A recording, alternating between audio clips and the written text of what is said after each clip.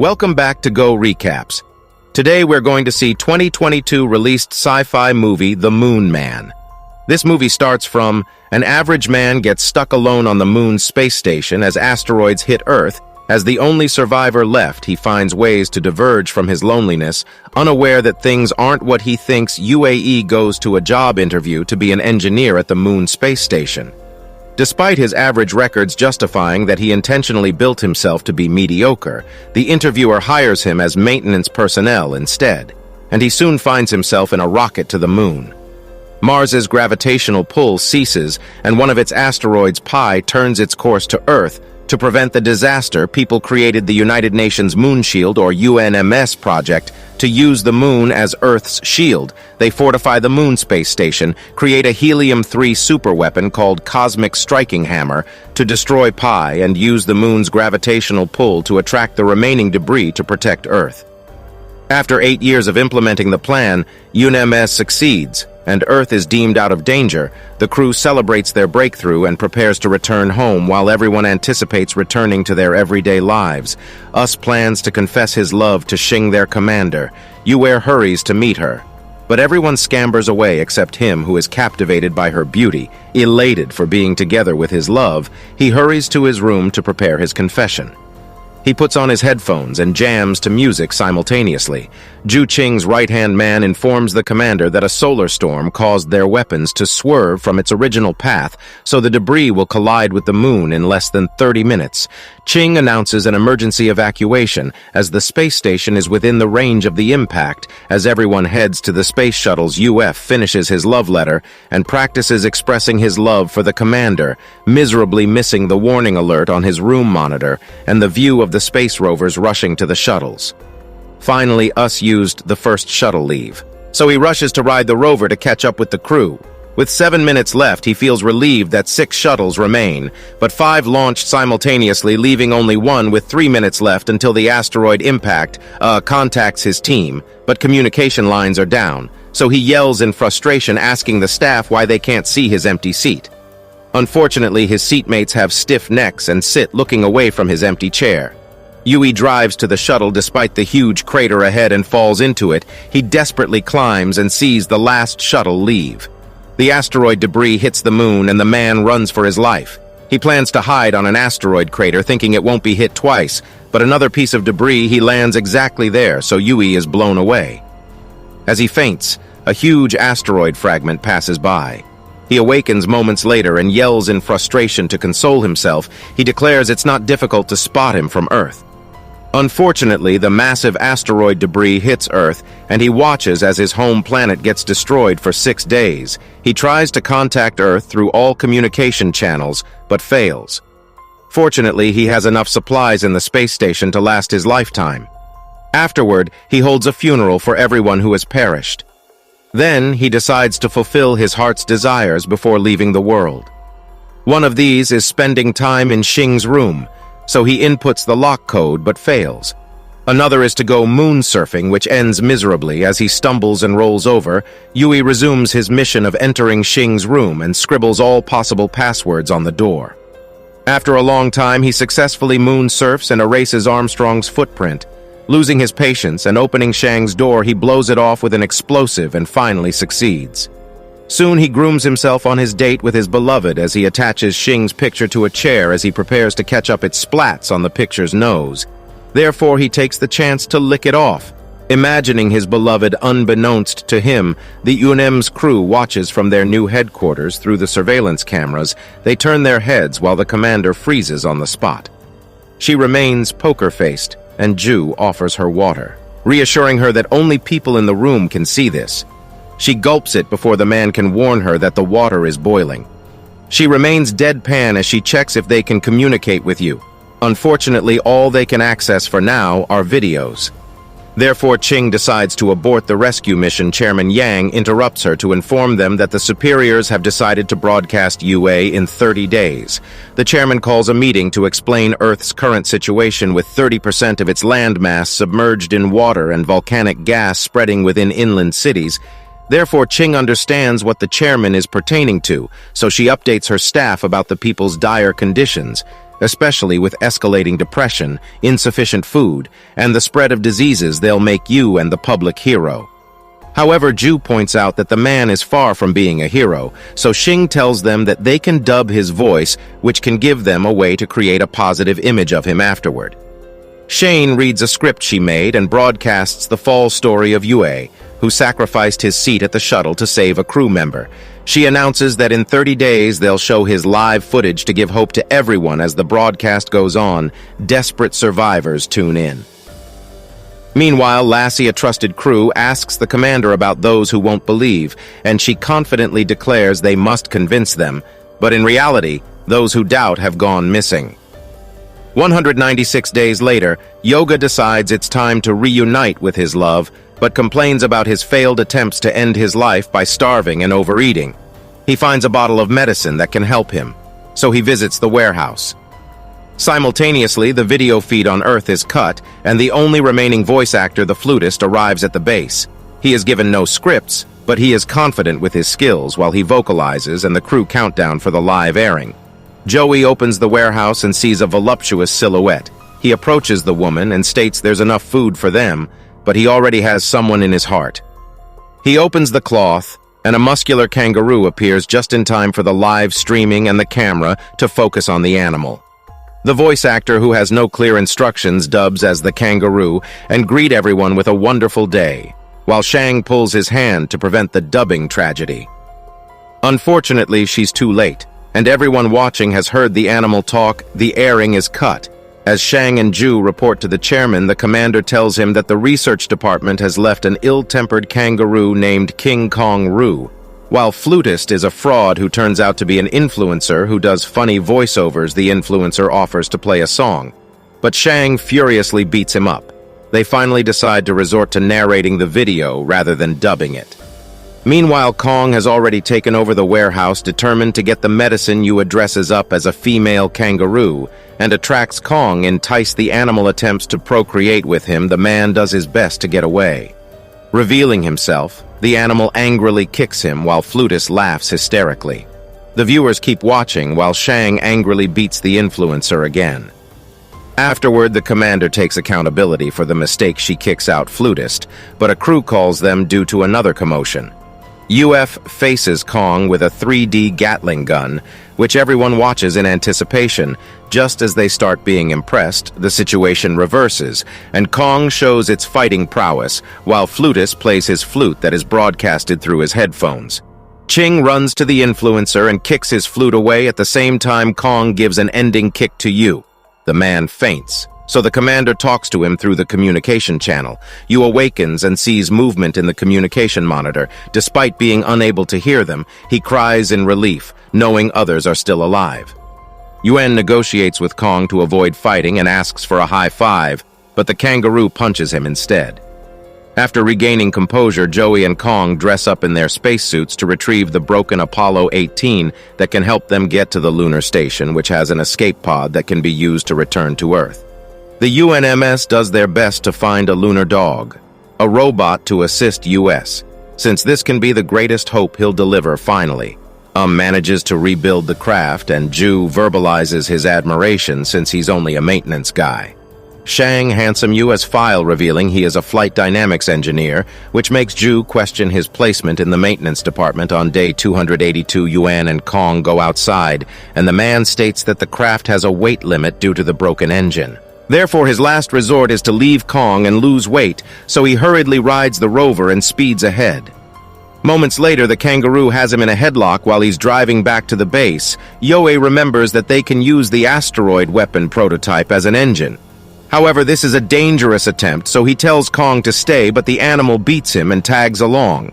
Ju concludes that it's theoretically possible, but the journey to bring it to the base before sunset is impossible, since the transport vehicle uses solar power. Even if 1 day on the moon is 14 days on Earth, and he drives continuously, the journey exceeds the vehicle's maximum distance capacity. The flutist informs the viewers that it's an impossible mission, and US stops driving as the sun sets. Aside from that, Ju notices that he's moving west, which is the opposite from his destination as the sun rises. Yuan discloses his plan of chasing the sun to have continuous 41 days of travel. However, on their 28th day, Yue and Kong are already sleep-deprived, so they tie a string to each other to awaken the sleeping one. After exhausting days of driving, the two finally arrive at their destination to retrieve the weapons engine. Yue warns Kong too late not to touch anything, as the kangaroo enthusiastically presses a button which triggers a countdown. Fortunately, it's an inspection countdown, so they return to the vehicle safely, and Yue locks Kong and Arabs avoid further mishaps. As he drives back to the main base, he is unaware that the card separated from the main vehicle. Soon he realizes too late that he lost it, faced with turning back to save Kong, but risking losing solar power or proceeding to the base. He moves forward while the viewers and Shang hope he'll return. Yue rants that it's not his fault if Kong perishes, but he emotionally drifts back, throwing all reasoning, which solicits approval from everyone. He retrieves the card and opens the door as Kong licks him. Gratefully, he jokes that he takes punches better, so the animal gives him one. Unfortunately, all computations suggest they won't be able to make it back. Flutus proclaims they can't give up, and Shane commands everyone to track the vehicle as they hurry.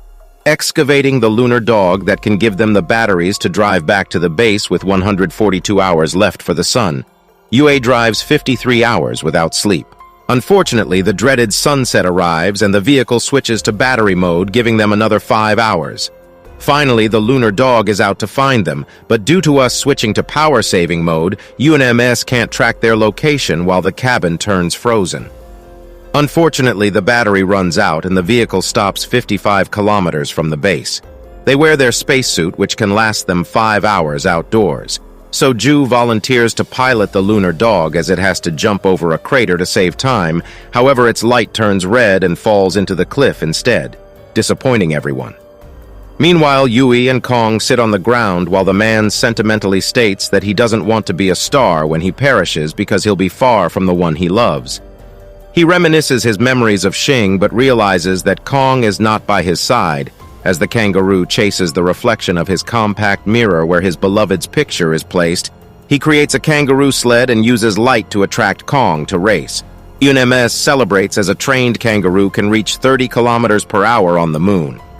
Panics initially due to Kong's speed, but his moon surfing practice turns useful as they face a cliff. Yue urges his partner to move forward.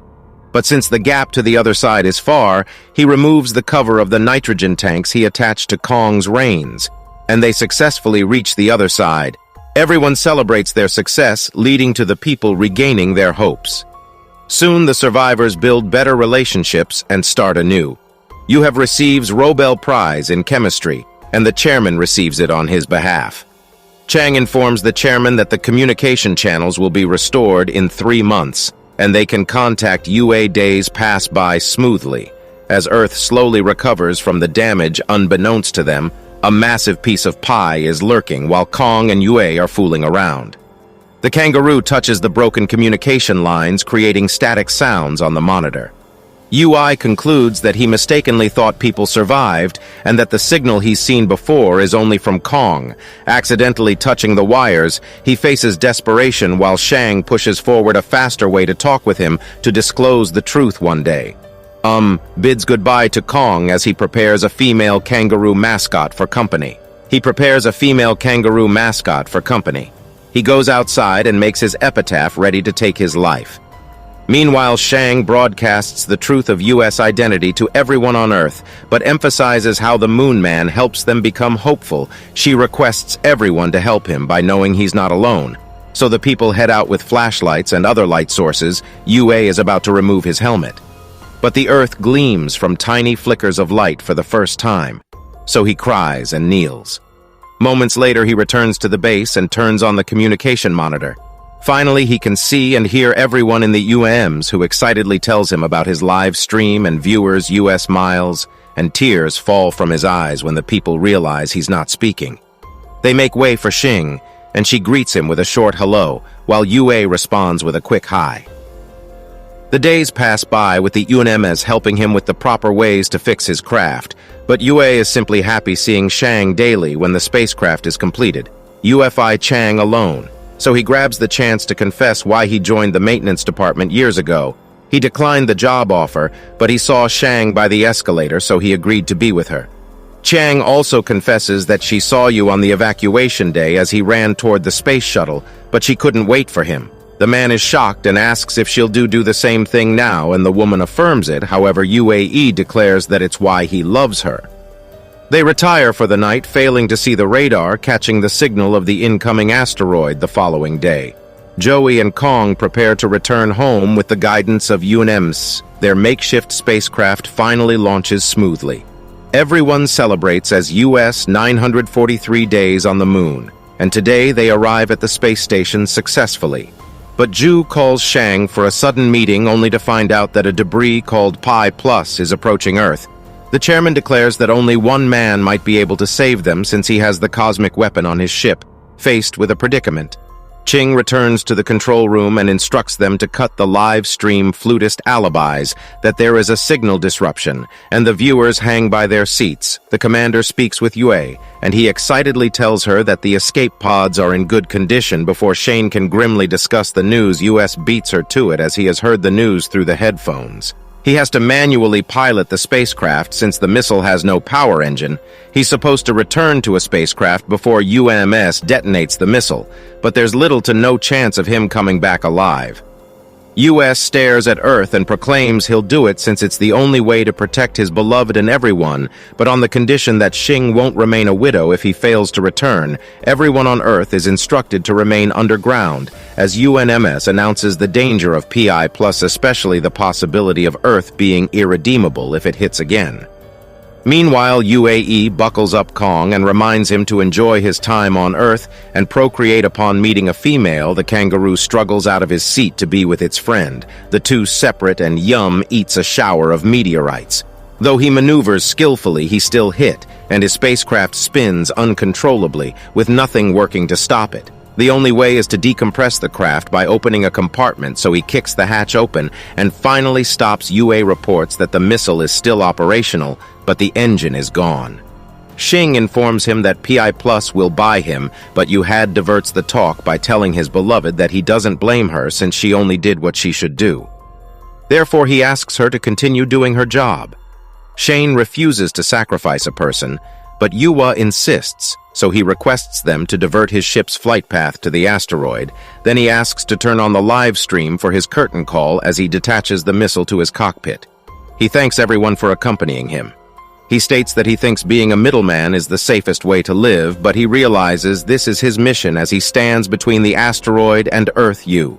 It propels the missile forward in Pi Plus's direction, and saying Shang's favorite song, everyone cries for him, including his beloved. His spacesuit begins to crack and disintegrates as he nears the asteroid, but he stares ahead with determination. With shaking hands, Ching's fingers move toward the detonator, but she fails to press it. All you can think of are the memories of his beloved and his failed attempts to approach her. Finally, he gently asks Shang to take him home, and the commander presses the button, followed by a huge blast. The asteroid breaks into pieces, and UNMS stares blankly at the white screen. The survivors head out to see the pieces of asteroids falling like shooting stars. While Kong watches the view solemnly, everyone pays respect, and a child asks her brother if they can go home. The brother affirms it and points out it's because of the Moon Man. 10 years later, Earth has recovered faster than they can imagine, with everyone putting their best effort into restoring everything. People gather as the first attempt to return to the moon commences.